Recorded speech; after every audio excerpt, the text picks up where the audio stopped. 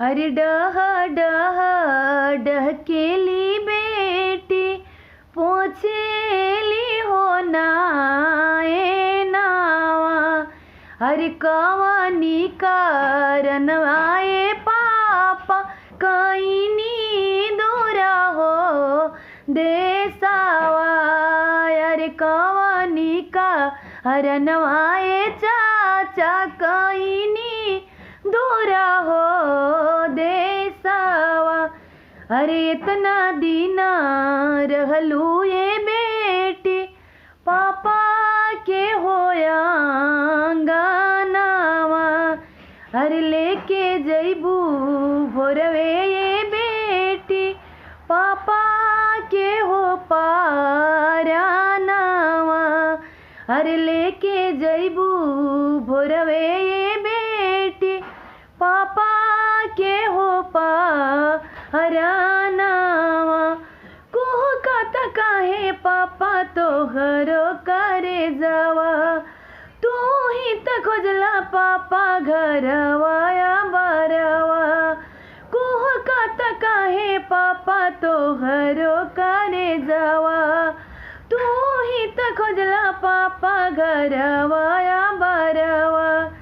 अरे इतना दीना रहनी ये पापा तोहारी हो दुआरावा।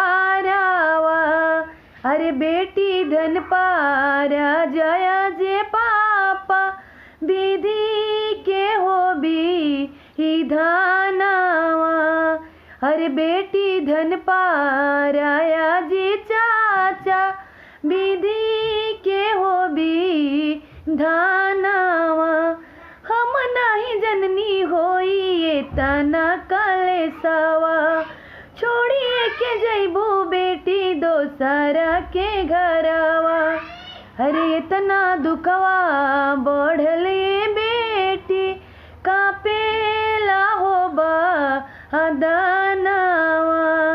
अरे लेके जैबू भोरवे ये बेटी पापा के हो हरानावा। धीर धर पापा अब मानाव कसहु मानावा। बेटिया तो होई जइहे अब हो सपनावा। अरे कितनो लोरबा है बाए पापा होई जाई बिसारानावा। अरे कितनो लोरबा है बे चाचा होई जाई बिसा